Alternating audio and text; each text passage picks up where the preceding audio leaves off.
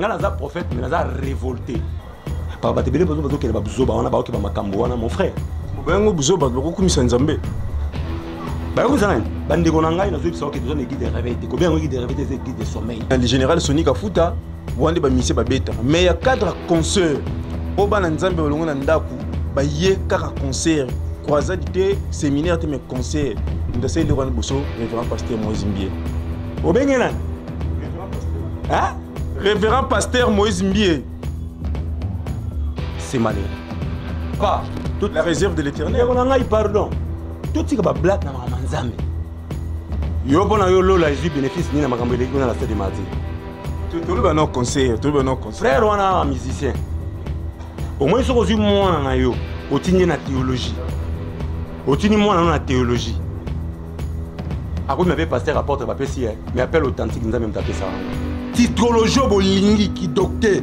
otenga mamanza mo docteur olungo ko masusu ke infirmier olungo ko masusu ki nani olungo ko masusu est-ce que nango siko tokena ngo wapi osana ngo nini tous ces titres là tous ces pratiques au solo ba wana nyonso ce sont des choses terrestres makambu ya mokili donc c'est normal celui qui s'est fait ami du monde a comme ennemi en Zambie t'as juste analyse na mekana ko fongola ba mémoire ba comprendre makambu oyo tout le monde a papa Coutinho Fernando nous venons ton ça ba stade à tout le monde ba signer elimination par na bango de ba pasteur Sonic Afuta ba pasteur Kizami na Kibila tout le monde ba tondi ça ba mardi tout le monde ba sinuana génération oyo ye mingi après bango tu de comme le tout le monde ba sinuana nini ezo marché dans l'église de réveil ou ta pa Nzambe ezara susute ya ngo fo ba luka ba armure libanda baluka babilo libanda baya nango po basala ba démonstration pour assurer Céline Nzamba tika bango kala batambola mabe yamba zuba pa yango yo banzamba tika bango nzamba bango nanu tika nzamba zakana bango nzamba benga bango entre wandenga simbi nzete moto wana ba ndekonde balati pembe pe ba interpréter ngo mabe babeza pirement magie pour toi bozo on que spectacle était ba spectacle ba concert ezala analyse nous mutu la moto ayaka ko représenter famille nae famille spirituelle famille physique ceux qui m'ont apparaître dans le concert na ba makambu ya famille na bango ngana rolo bani masanga Bible va verser moi que non Jésus pas reprocher ba disciple Jésus pourquoi votre maître mange-t-il boive-t-il avec les gens de mauvaise vie les gens de mauvaise vie ba mela ramai tout tika ba camouflage na kena fête ndeko nanga ba sango ba ye ngape na ye na fête mona nanga ba sango ba vandi kuna ngape na vandi ndeko ba pesa ba sango casier ya meeting donc ngane na zaki wana sona mega osima mulanga te atirbo bana ba ya su église te su bazo me la gene c'est que bazo me ni na Yesu su bazo me la batirbo bazo me ni na Yesu su bazo me la ba fin muta gens de mauvaise vie comme la fin tout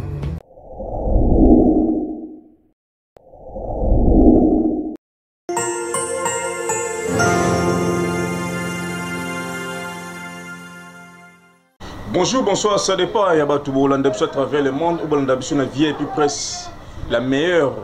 L'émission de 68 heures réalité qui n'ont été de la invité tapis rouge.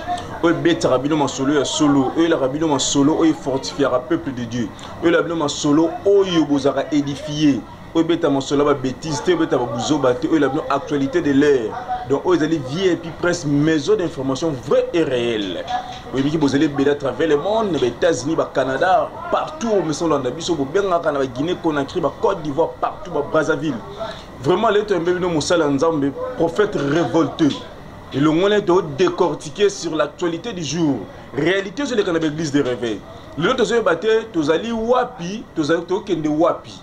Vraiment, tu as habité ceux qui battent pour nous en Zambénani. Nous avons bango, ninga na bango tonani. Dans le prophète Gabriel, ami bengi prophète révolté. Pourquoi révolté? Ne vous allez belé. Restez toujours branchés dans votre chaîne VIP Presse Congo TV Online, la meilleure. Bon likez, bon s'abonner, bon partager, pour vous avoir une émission. Moussa Nzambe Mbote. Mbote ndeko na ngai. Bonne santé. Oui, Dieu fait grâce en tout cas. La rythme et en en tout cas ça va. Pourquoi prophète révolté? Bon, révolution nanga. C'est comment on mobimba pardon pas de balancer. Kombo nanga ezali prophète Gabriel Wanzi Mambu, un prophète révolté. Révolution nanga ezate à ceux qui n'engeni, eza juste pour la resala analyse ya biyo benga une église de réveil. Mais ngala benga une église de sommeil. Eza réveil parce que ce qui se passe dans notre pays, eza sous réveil. Peut-être réveil n'importe quoi papa bakoko a dit na bal, papa Nkelani, mais autres au monde lelo actuellement n'habite na ko benga ngeza réveil to na ko bien ça sommeil parce que nyonso ezoleka ba réalité ezoleka où les gens regardent bazomona mais mutazo ça la réaction azati mutakoloba azati soko lobi et comme mabe nga naza prophète mais naza révolté et révolution nga eza normal parce que je parle de Jésus. Je parle de Jésus. Alors, na kolinga te komba Yesu za la saliti na ba degré na ba niveau wana. Ozomona même ba Paul, ba disciple ya Jésus-Christ, bango ba tchaki ba vie na bango to ba congolais ba ba toucher mutu na biso ba kata.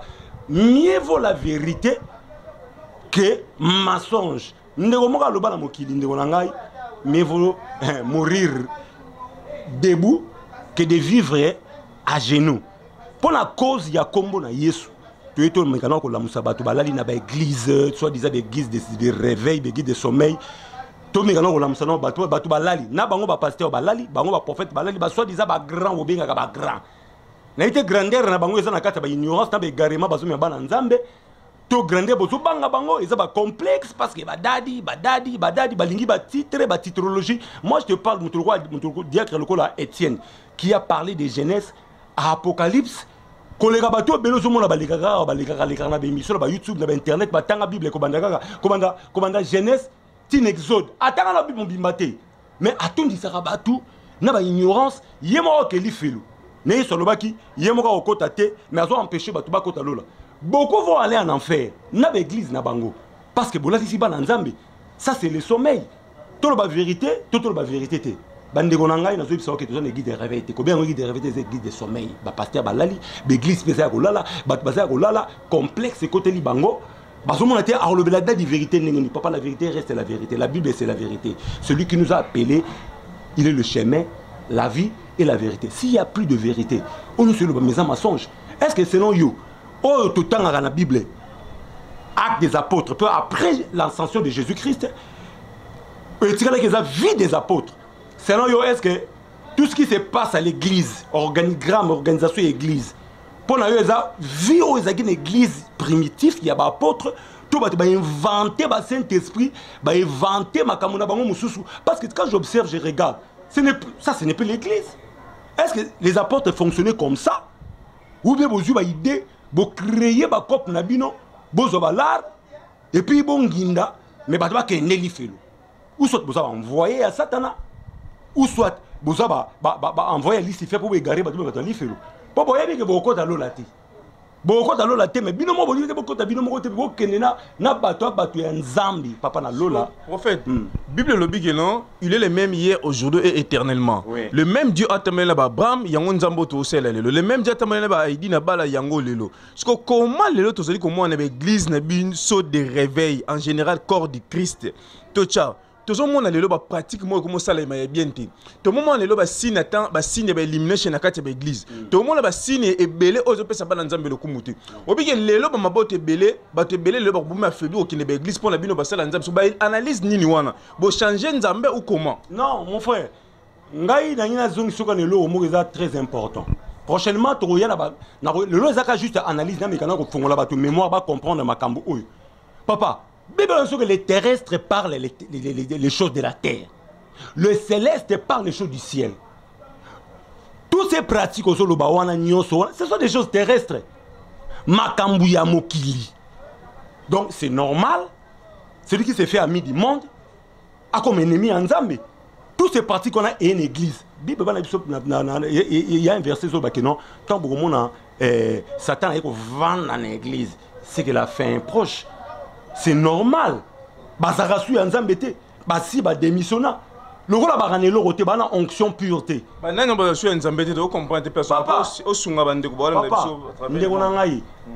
Tous ces gens au bino beaucoup misaranagi ça au somo na. Bazalé belé prophète révolté. Ah tous les coups sont permis sauf les injures. Tanga komba sala nzambe wana ko sunga peuple de Dieu.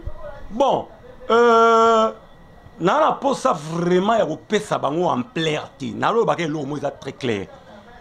Batu nyonso yo bino boyebi na kisasa ba grand nom yo selon bazarasu na nzambe bazana mon frère ce sont des gens ce sont des terrestres yango moni ke faut bazora ba armure ya mokili il y a un roi en Israël alongola ba armure ezaki na kata temple oh basaka en or ezaki directive d'orientation ya nzambe pour remplacer babiloko mususu ba argent mettons guerre yaki ba polaki. Quand vous prenez des choses de l'extérieur, bah feu étranger, besoin d'en les Illuminati, oh les ennemis, les beaucoup de d'église. Vous n'avez pas l'onction pure. Parce que l'onction pure, et ça pour nous quoi ça rabattuté. Toi tu cherches l'onction, tu cherches les armures sataniques. Pour battre ba quoi. Si on est éliminé chez les côtes dans la église, surtout l'église de réveil. Mais c'est parce qu'ils n'ont pas l'onction, mon frère. Tout le monde, naturellement, tout à l'heure, tout le monde a papa Coutinho Fernando. Tout le monde a papa Coutinho Fernando. Tout le monde a stade A, tout le monde a signé l'élimination par la banque. Pasteur Sonic a foutu, pasteur Kizamina Kibila, tout le monde a tout dit ça va marty, tout le monde a signé one. Mais le tout le monde génération oh et mingi après bango tu te comme le tout le monde a signé one. Nini ils ont marché dans l'église de réveil. Nzamba ça les sous nini. Qu'est-ce qui ne va pas? Il y a beaucoup de questions que il est le même hier aujourd'hui éternellement. L'onction ne change pas. Il y a une histoire à la Bible. Il y a Akufa. Mutu akufa kala. Mutu akufa kala. Mais il y a une bembe. Il y a une place bakunda ki mutu. Moussa Nanzambi. Prophète Élisée. Mais bembe c'est quoi? Est-ce que l'onction changera? L'onction changera t-elle? Bato solo ba wana o papa makamba rêve na mboba oyo depuis a dina bal adaya to tikana papa nkelani ozo comprendre nga naza koko ya apôtre Tambulukoki ba te nga bible ba lexanga mama nzambe za papa nanga Odon Amos Watumba mwana ya apôtre Tambulukoki to suki na apôtre o moni génération ba tikali o tanga banani o moni onction pure o tanga pa nzambe ezala susute. Il y a une armure à Libanda, bilo à Libanda, il y a une démonstration pour. C'est ce que Nzamba tika bango kala batambola mabe, il y a un basu ba parti. Il y a un Nzamba tika bango c'est Nzamba bango na no tika Nzamba zakana bango, Nzamba benga bango. Comment tu vas appel à Moutna Nzambe zaka? Non, exact question complexité, exact question il y a robangate, exact question ko loba clair. Ce ne sont pas des appelés, des vrais appelés. Papa, onction exact après quoi ça me il faut qu'on doit changer. On doit changer. Qu'on change, non. La transformation, la repentance réelle que Moutaki Penag m'a bé, Alatara m'a bé, Mouyibi, Koulouna, Moutabaki. Papa, n'importe quel disciple, l'église primitive, les gens amenaient des livres magiques. Au basala, ba pratique sorcellérique. Ba yanango, ba yeba brûler ango. Yomana l'église, na yemona Moutama solo. Azwa biloko wana a camoufler ango toko tumba ango na butu azwa a camoufler ke ça lango ba pratique yemo polobi a ton église leur objectif ba tondi ça bazwa ba la ba rouler carrosse ba pe ba range vert ba ke ba poto ba vivre aisément mais kala na l'église na bango na batu ba na l'église na bango est-ce que yeso ya teiba nous allons l'équipe ba sel na yeso ba jour rebelle Jésus attend qu'on a assis na Matthieu entre 13 ou 14. Il s'est soucié des gens. Et si vous dites, bolé sabango, bah dites pas le bateau ba yagna bisoa, tika bango ba kende quelque part dans la ville, village la permis de baluka, bilo a rolia pour ba faire son jour réveillé, ça ils ont bopé sabango ba binomo pe sabango bilo a rolia. Talamute ma Jésus, papa, Jésus a modèle moko expliquer. So bateau yo zo balanga wana. Modèle na bango et zaranani. Pour bazal roi Yesu te. Ba le roi Jésus te comportement na bango ba caractère na bango, leur façon d'agir, organisation église na bango, église à Jésus, ils ont œuvré pour l'intérêt à Jésus et mort.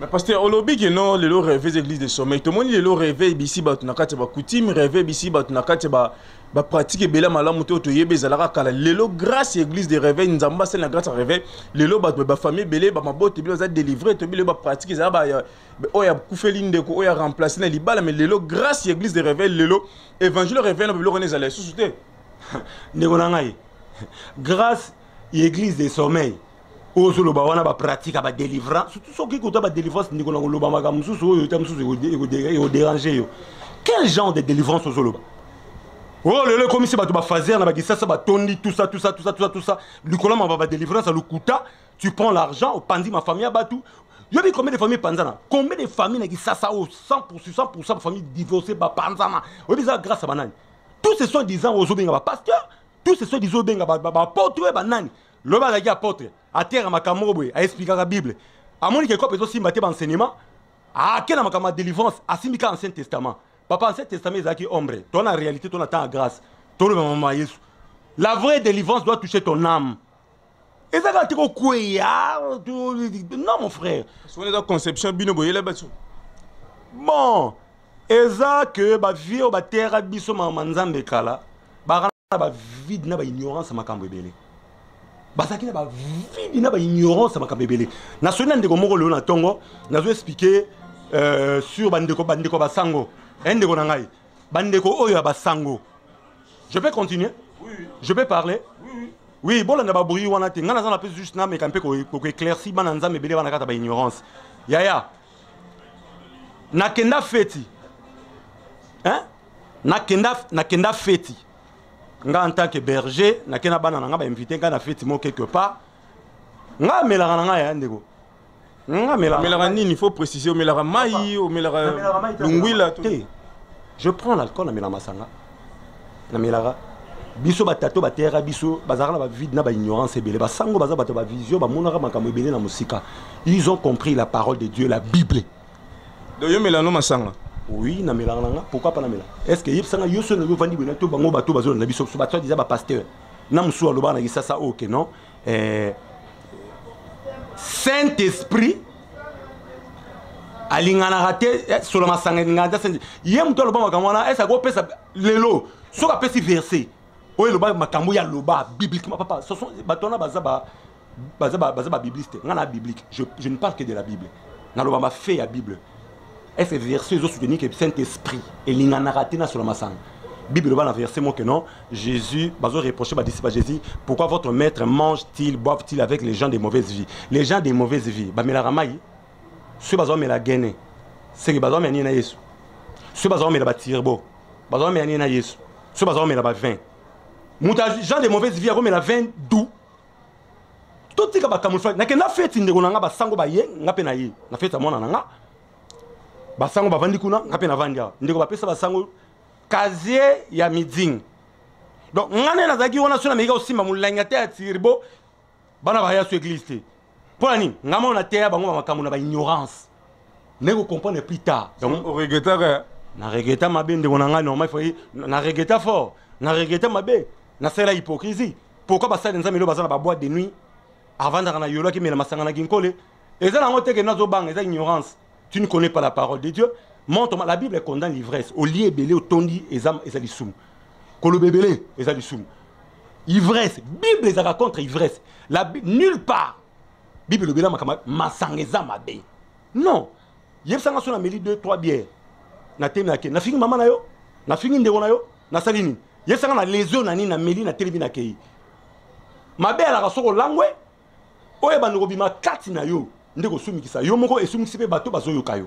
Mais comme masanga na ebité ndeko na ngana bité soki bango ba na ba Bible na bango ya mama na mokilo soki Bible ezalaka na maboka ba yo za denile sindenga moko ba denile sipa ba yepa melane masanga wana aza voyant ba kondanaka ye na ba hypocrite ba so disait ba pasteur na bino na ba ce sont des hypocrites il ne connaît pas la Bible il connaît pas la Bible na ba débat ya osala ya héritier na oyo ba musicien et fali pasteur ni mona ça débat faire et fali Paul azayi ko pesa ba exemple Paul a copié ça par exemple sur écrivain grec.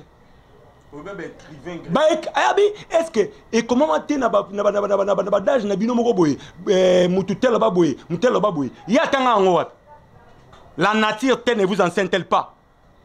Nous sommes sur terre. Quelle nature? Toute la nature à Mars, ben Neptune. Nous sommes ici, je connais Fali, je connais Héritier, je connais Ferré, je connais tout le monde. Nayebi, tu vends dans la société. Au fond, il peut musique so bête. Yo so la musique et ça lingani. Et ça lingelo au monte pour mes intérieurs, mon âme, mon esprit à moi, je suis concentré. C'est pas que musique il a fallu pour mes influencer yonditi. Non, influencer ngani na Saint-Esprit original. Yo moni ngana na Saint-Esprit fabriqué de toutes pièces au bon bazana bango. Pas les Saint-Esprit on ko ça va te changer à batute.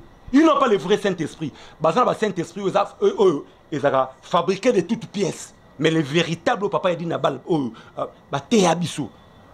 Bana ngote baza pena na Saint-Esprit moi Saint-Esprit va le bilan l'église na bango oui changera ba tuté l'onction du Saint-Esprit qui transforme les gens muta komi pena que non atiki moyibi akomi calme boyibi na quartier muta mabe atika makamona bana ngote prophète moi qui na sous émission oui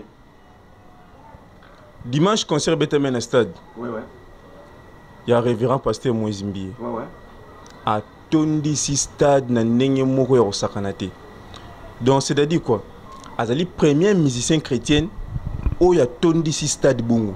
C'est-à-dire quoi? Ba musicien ba betre na bon stade, mais ba betre eza campagne ya pasteur Kizamina, ya pasteur Koutino, ya pasteur ya révérend le général Sonic Afuta, wande ba musicien ba betre. Mais ya cadre concert o bana nzambe olongo na ndaku ba ye kaka concert, croisade te, séminaire te mais concert. Ndasé le rwanda bosso révérend pasteur Moïse Mbie. Analyse no sani na plein o salema ki wana na ndenge bana nzambe ba sepeli babini. Bon, obenge nan révérend pasteur. Hein? Révérend pasteur Moïse Mbie. Ndenge na ngai. Toti ka blague na mama nzambe. Na ndenge ni c'est révérend pasteur Moïse Mbie. Papa, toute la réserve de l'Éternel. Ndenge na ngai pardon. Toti ka blague na mama nzambe. Yo pona yo lola ezui bénéfice ni na makambo eleki na la stade de Martyr. Tu le non conseil, tu le non conseil. Frère wana musicien. Au moins so ozui mwana na yo, otinye na théologie. Otini mwana na théologie. Ako me pe pasteur apporte ba pesi mais appel authentique nous a même tapé ça. Yebisanga izaki pour la transformation des âmes. Tu quoi adorer, tu quoi adorer. Papa, non, plus exemple moi la Bible. Tu connais que il y a quelqu'un un eunuque éthiopien Aouta Nambo wane aya quoi adorer na Israël. Aya quoi adorer na Israël. Mais il vient adorer un Dieu oh yé biété. Il fallait évangéliser Philippe, Saint-Esprit transporté par ça qui a rejoindre un dans le désert. À côté de Zotanga, histoire, bah même qui est Isaïe, il parlait de Jésus. Mais dans le sens sous, bah même qui est le rôle à man empaté, bah ça là qui est, bah ça là qui est. Philippe a tenu abi, makambo autant ouais bien. Abi na oye bah on nini, ce qui m'a expliqué ngaïté.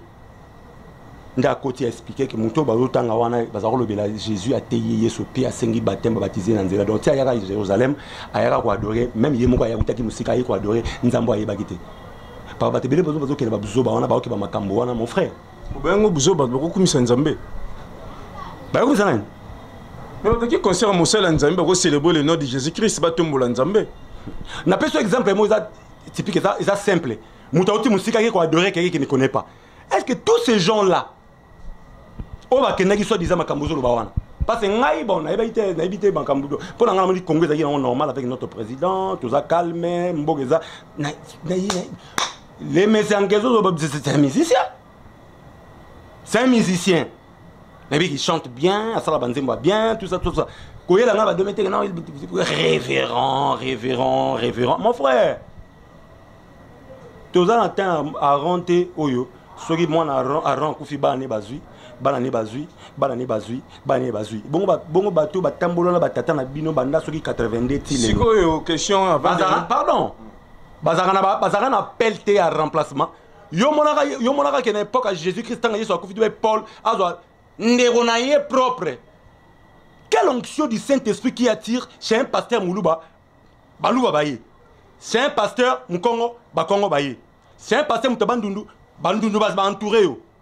Est-ce que filet to boka na mai e ben da ka mabundu sans que e ben da pena bambisi différent na kata filet ngwa yo zo ben da mabundu za filet ndeni onction ndenge ne ben da ka ba te kolona yo. Ce sont des aventures. Ce sont avec ces histoires là mon frère. Révérend Diacre Étienne ou a terra batona grand prêtre à l'époque avant ba lapider. Aloba makambo de jeunesse ça pourrait expliquer bibazaka soit disant révérend. Il y a un moment on a rappelé à son âme papa Vernon hein. Pour titrologie bolingi qui docteur autant maman nzambo comme docteur on ngo comme susu infirmier on ngo comme susu nani on ngo comme susu est-ce qu'on a ngo siko toke nango wapi osa nango nini tous ces titres là c'est malheureux. Analyse ne ressala par rapport à entrée à pasteur ba tebe ba interpréter ba lobi ba photo ba ndeko ba mona o bo mona wana entrée wana nga simi nzete moto wana ba ndeko nde ba lati pembe pe ba interpréter ngo mabe ba beza pirement magie ba pour toi bon on tek spectacle était ba spectacle ba concert ezala analyse nous an mutu la moto ayaka o représenter famille nae famille spirituelle famille physique soki mutu apparaître na concert na ba makambo ya famille na bango. Quand je dis famille, il y a famille spirituelle les ali, la famille physique, la famille na biologique bazali. so aza en appartenance na famille spirituelle moko songolo pakala linga ba monter bilango na nzela bo mona boto zuyanga nini yo mama ba révérend papa les images parlent les terrestres parlent les choses de la terre les célestes parlent les choses du ciel moi je ne viendrai pas étaler des choses au yoba nzambe biblique mais à soutenité na na on pas si ça nga tous ces symboles les gars qui jouent à concert on a souhaité ça nga ba nzambe so ba édifier par rapport à ni donc Michael Jackson Togi Werenson Togi Fali Togi nini ça m'est égal. Moi, il fait le ballon, besoin. Bon, ok, na bango. Na batu na bango. Point bas. Nana commentaire, mon côté. Et puis, na on a posé. Et puis, mon frère. Prophète révolté et monsieur Sili, un mot de la fin. Bon, il y a Motuya et Zaka Kake. Merci d'abord pour l'invitation, Je suis très content. Nazaki vraiment a besoin d'abino pour éclaircir. Où ils ont premier soin. La première partie, deuxième, troisième. Bien, premier soin. Pour Toroya ko fongola ba nanza me ba comprendre la réalité ko décourager ba tebel même des sommeils ba kenda li société parce que c'est malheureux papa yo ke li felo ke na bato ba ke sou li feloté toza awa il y a des défenseurs de Dieu je suis un prophète révolté on comprend ngandi konanga nzambe nanga pambola yo. Merci, Banderos Bolanda, Ibiso à travers le monde. Nabi qui bosé belé bossé plein l'émission, Bogi prophète révolté au lobby. Ozali première partie, deuxième, troisième, suite FM Pezali. Beaucoup de nous qui s'abonnent massivement dans votre chaîne. Merci na Bobo Semlov depuis l'Allemagne. Merci na Bis Biji du Congo Monté Mapembe. Merci na Batu Nyonso Bolanda Rabiso. Merci na Brice Mokondi depuis le Canada. Merci na Batu Nyonso Obo Mesno Hollanda. Merci na Papi Céleste na Régie. Botika l'a toujours branché dans votre chaîne VIP Press. VIP Press TV, la meilleure. Check.